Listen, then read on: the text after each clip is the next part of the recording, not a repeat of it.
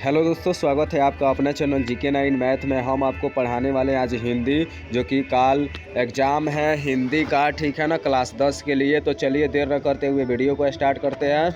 Video को start करने से पहले चैनल पर नए हैं तो चैनल को सब्सक्राइब कर लें, अपने दोस्तों के पास ज़रूर शेयर करें। तो चलिए इसमें पहला क्वेश्चन देख लेते हैं, और पहला क्वेश्चन क्या दिया इसको देख लेते हैं। यहाँ पे देखिए, पहला क्वेश्चन कह रहा है कि देवता मिलेंगे खेतों में खलिहानों में, पंक्ति के माध्यम से कवि किस देवता की बात करते हैं और क्यों। तो इसका आंसर है प्रश्नोत्तक पंक्ति के माध्यम से कवि जनता रूपी देवता की बात करते हैं, क्योंकि कवि की दृष्टि में कर्म करता हुआ परिश्रमी व्यक्ति ही देवता स्वरूप है। मंदिरों मठों में तो केवल मूर्तियाँ रहती है, वास्तविक देवता वे हैं जो अपने कई परिश्रमों से समाज को सुख समृद्धि उपलब्ध कराते हैं, ठीक है ना। अगला क्वेश्चन देखते हैं, क्वेश्चन नंबर दूसरा नंबर क्वेश्चन है कि शानदार लबादा किसका गिर जाएगा और क्यों। इसका आंसर है कवि के अनुसार भगवत महिमा भक्त की आस्था में निहित होता है। भक्त भगवान का दृढ़ाधार होता है, लेकिन जब भक्त रूपी आधार नहीं होगा तो स्वाभाविक है कि भगवान की पहचान भी मिट जाएगी, भगवान का लबादा अथवा चोंगा गिर जाएगा, ठीक है ना। अगला क्वेश्चन देख लेते हैं, तीसरा क्वेश्चन है कवि किसको कैसा सुख देता था। तो आंसर है कवि भगवान की कृपा दृष्टि की सस्या है। कवि के नरम कपोलों पर जब भगवान की कृपा दृष्टि विश्राम लेती है तब भगवान को सुख मिलता है, आनंद मिलता है। अर्थात भक्त भगवान का कृपा पात्र होता है और भक्त रूपी पात्र से भगवान भी सुखी होते हैं।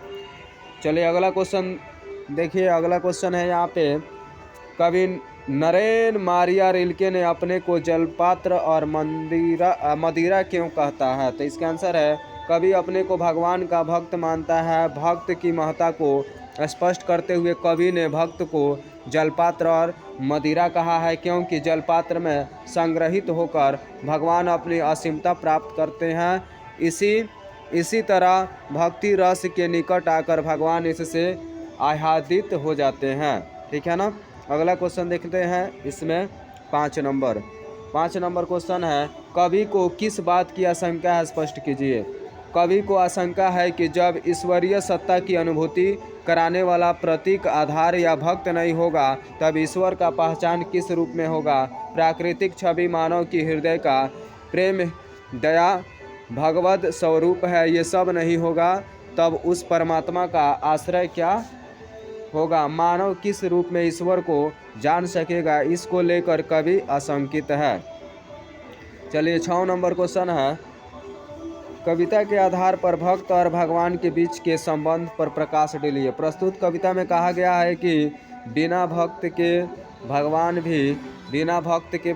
भी एकाकी और निरुपाय है। उनकी भगवता भी भक्त की सत्ता पर ही निर्भर करती है। व्यक्ति और विराट सत्य एक दूसरे पर निर्भर है, ठीक है ना। अगला क्वेश्चन देखेंगे, क्वेश्चन नंबर 7 नंबर क्वेश्चन है मनुष्य ने नश्वर जीवन की महिमा और गौरव का यह कविता कैसे बखान करती है, स्पष्ट कीजिए। इस कविता में कहा गया है कि मानव के अस्तित्व में ही ईश्वर का अस्तित्व है। मानवीय जीवन में ईश्वरीय अंश होता है। परमात्मा की अदृश्यता को जीवात्मा दृश्य करता है। इस ईश्वर की झलक जीव के माध्यम से देखी जाती है। अगला क्वेश्चन देखेंगे, 8 नंबर क्वेश्चन है कविता किसके द्वारा किसे संबोधित है, आप क्या सोचते हैं। तो कविता में कवि भक्त के रूप में भगवान को संबोधित करता है।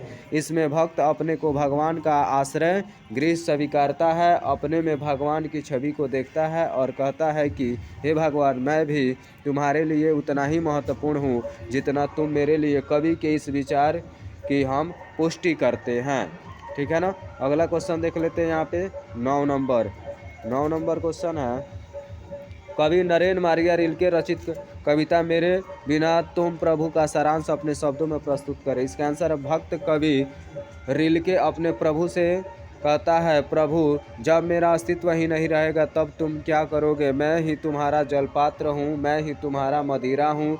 जब जलपात्र टूटकर बिखर जाएगा और मदिरा सूख जाएगी या स्वाधीन हो जाएगी तब प्रभु तुम क्या करोगे।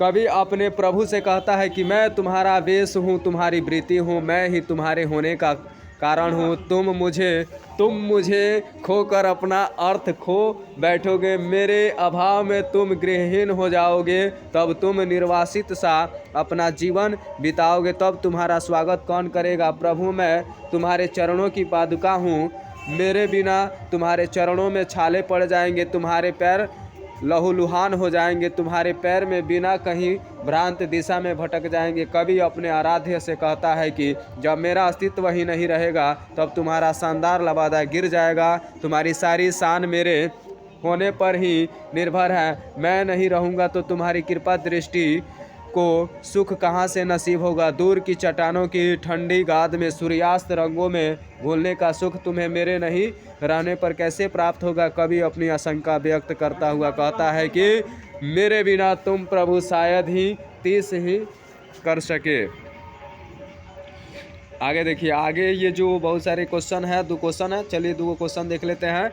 क्वेश्चन दिया है यहाँ पे, आशा स्पष्ट कीजिए, मैं तुम्हारा वेश हूँ, तुम्हारी वृत्ति हूँ, मुझे खोकर तुम अपना अर्थ खो बैठोगे। प्रस्तुत गद्यांश में कवि ने भक्त को भगवान की असीमता माना है। भगवान का वास्तविक स्वरूप भक्त में है, भक्त भगवान का सब कुछ है, भगवान का रूप वेश रंग कार्य सब भक्त में निहित है।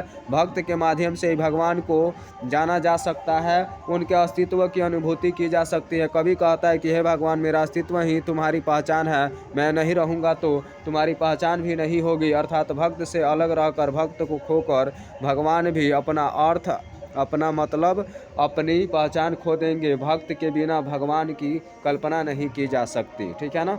अगला क्वेश्चन, एक लास्ट क्वेश्चन देखते हैं, 11 नंबर।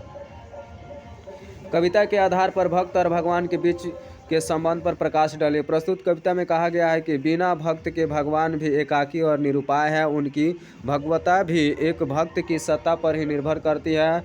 व्यक्ति और विराट सत्य एक दूसरे पर निर्भर है। भगवान जल है तो भक्त जल पात्र है, भगवान के लिए भक्त मदिरा है। बिना भक्त के भगवान रह ही नहीं सकते, भक्त ही भगवान का सब कुछ है और भक्त के लिए भगवान सब कुछ है। ब्रह्मा को साकार करने वाला जीव होता है और जीव जब ब्रह्मा हो जाता है तब वह परमानंद में डूब जाता है। भक्त की भक्ति को पाकर परमात्मा आनंदित होता है और परमात्मा को प्राप्त करके भक्त परमानंद प्राप्त करता है। यही अन्योन्याश्रय संबंध भक्त और भगवान में है। चलिए, तो ये आपको बताए हैं क्वेश्चन, ये हो सकता है कि कल बोर्ड एग्जाम में आ जाए। ठीक है ना, पूरा कंफर्म नहीं है, और भी हम हिंदी का क्वेश्चन इसमें डाले हुए हैं, तो पूरा वीडियो आप देख कर जाएंगे और ज़रूर ना ज़रूर आपका हिंदी का पेपर अच्छा जाएगा।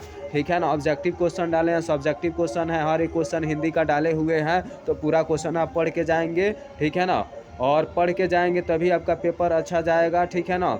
और हमारे तरफ से आपके लिए कल पेपर के लिए हार्दिक शुभकामनाएं, आपका पेपर अच्छा हो। जितने भी विद्यार्थी 10वीं क्लास का है, पेपर देने वाले हैं, सबको लिए मेरे तरफ से हार्दिक शुभकामनाएं। आप अपना अच्छा से पेपर दीजिए और अपने अच्छे भविष्य के बारे में सोचिए। ठीक है ना। तो चलिए, इतना ही आज के लिए। ठीक है ना। हो सकता है कि कल भी हम वीडियो लेकर आए, अगर नहीं भी लेकर आए तो कोई दिक्कत नहीं, आप हमारे चैनल पर वीडियो अपलोड है, देख सकते हैं और देखकर मतलब हिंदी का पेपर दे सकते हैं। चैनल को सब्सक्राइब नहीं किया तो सब्सक्राइब कर ले, अपने दोस्तों के पास ज़रूर शेयर करें।